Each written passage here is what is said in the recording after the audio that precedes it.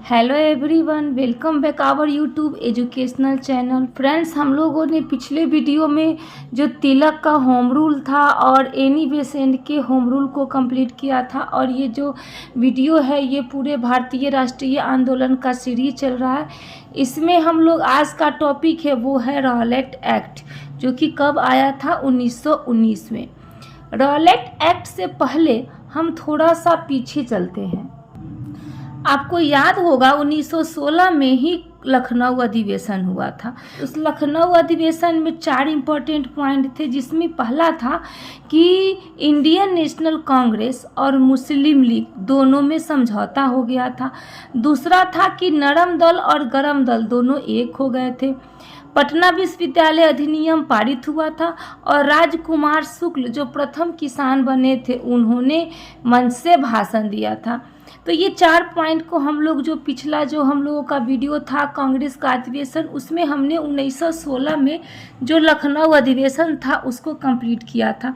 अब ये जो 1916 में अभी हम लोग देखें होम रूल लीग आंदोलन, तो इसलिए इसको हम लोग कंप्लीट कर चुके हैं, इसलिए हमने इसको छोड़ दिया। अब हम लोग चलते हैं रॉलेट एक्ट, जो कि 1919 में हुआ था।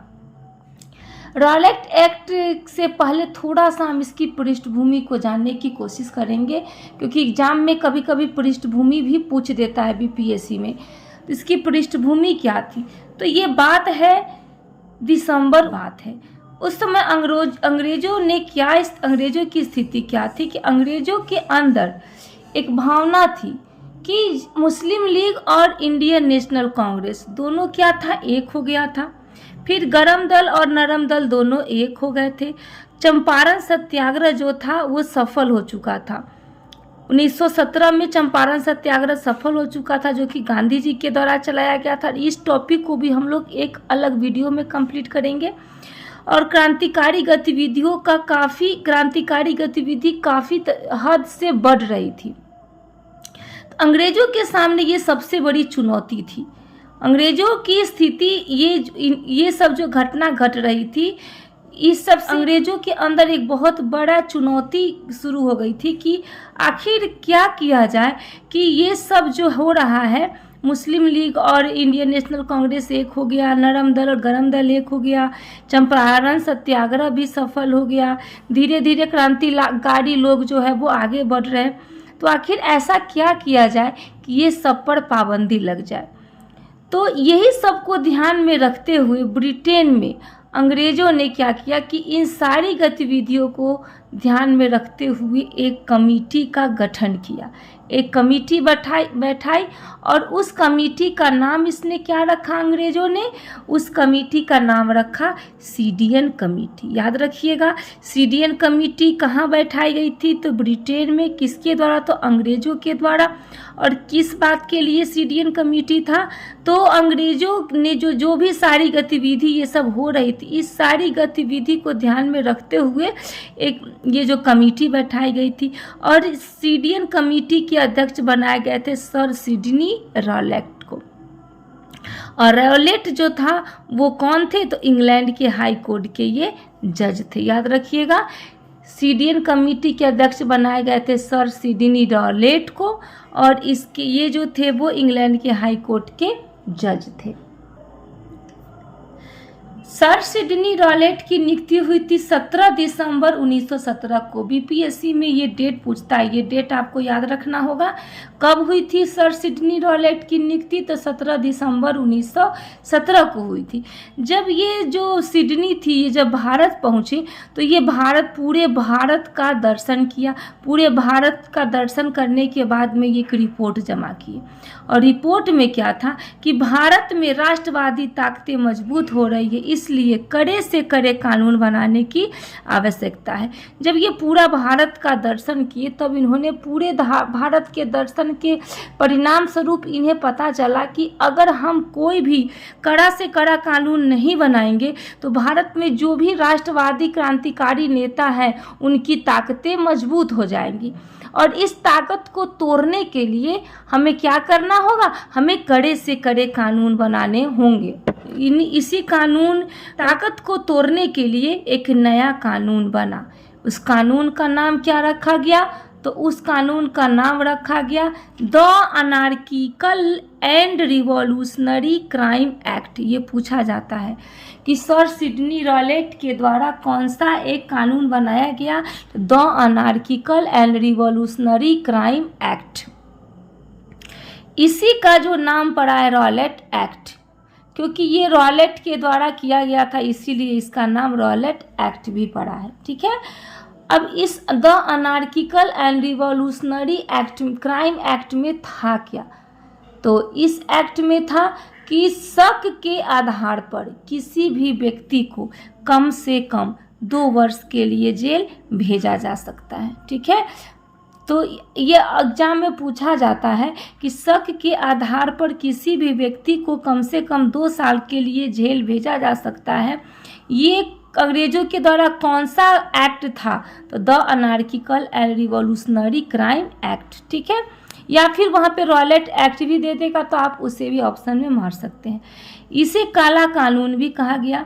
इसके बाद में ये जो कानून था बिना अपील, बिना दलील, बिना वकील, यानी कि इस कानून को बिना अपील, बिना दलील और बिना वकील का भी कहा गया, क्योंकि इसमें जो था कोई अपील नहीं कर सकता था, कोई दलील नहीं कर सकता था और इसके लिए कोई वकील भी नहीं रख सकता था। इसका मतलब कोर्ट में अपील करने की इसमें इजाज़त ही नहीं थी। एक ऐसा कानून था कि इसको अगर कोई व्यक्ति गिरफ्तार हो भी जाता है तो इसमें इजाज़त नहीं है, बस शक के आधार पर व्यक्ति को गिरफ्तार कर लेना और कम से कम 2 साल के लिए उस व्यक्ति को जेल भेजा जाता है।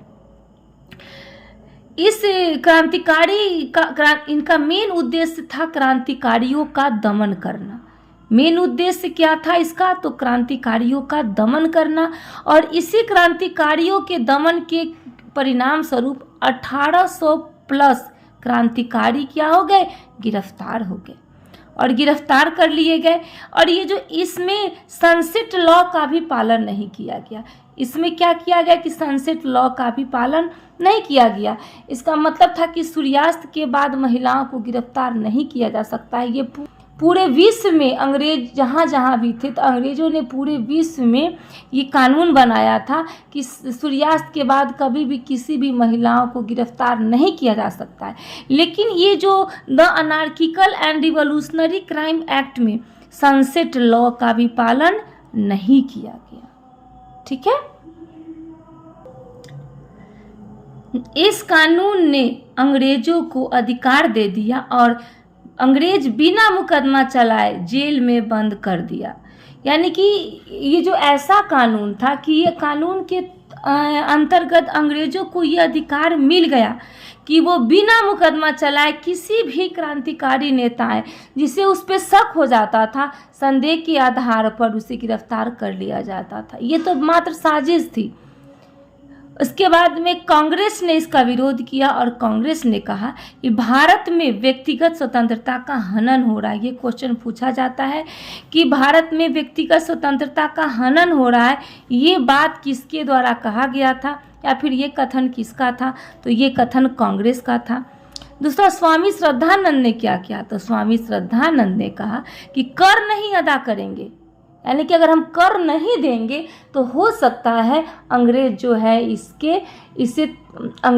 इसे वापस कर दे, अंग्रेज इसे वापस कर ले। लेकिन महात्मा गांधी ने कहा कि कर नहीं अदा करने से कुछ भी नहीं होगा, कर नहीं अदा करने से कुछ भी नहीं होगा। अब हम लोग को क्या करना होगा, संपूर्ण भारत में हम लोगों को हड़ताल करना होगा, विरोध प्रदर्शन करना होगा। ठीक है, तब गांधी जी ने क्या किया, पूरे भारतवर्ष में इस कानून का विरोध होगा और देश के कोने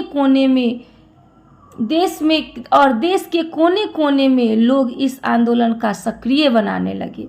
और आप देख रहे हैं इस मैप को, आप देख सकते हैं यहाँ पे मद्रास के क्षेत्र से सबसे पहले जो था दिल्ली के क्षेत्र से स्वामी श्रद्धानंद ने विरोध का नेतृत्व किया और गांधी जी के आह्वान पर पूरे भारत में विरोध का प्रदर्शन होने लगा।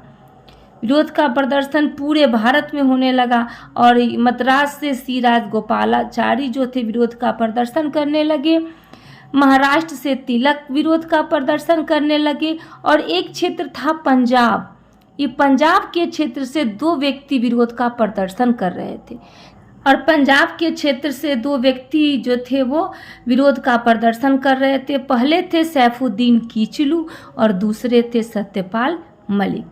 आगे चल के हम देखेंगे कि यही विरोध प्रदर्शन में यही 2 सैफुद्दीन कीचलू डॉक्टर सत्यपाल को गिरफ्तार कर लिया जाता है। तो ये सब हम लोग आगे देखेंगे। और ये जो गांधी जी के आह्वान पर विरोध का प्रदर्शन 2 चरणों में हुआ। ठीक है, 2 चरणों में हुआ। पहला चरण क्या था कि पहला चरण था ये शहर तक ही सीमित रहा।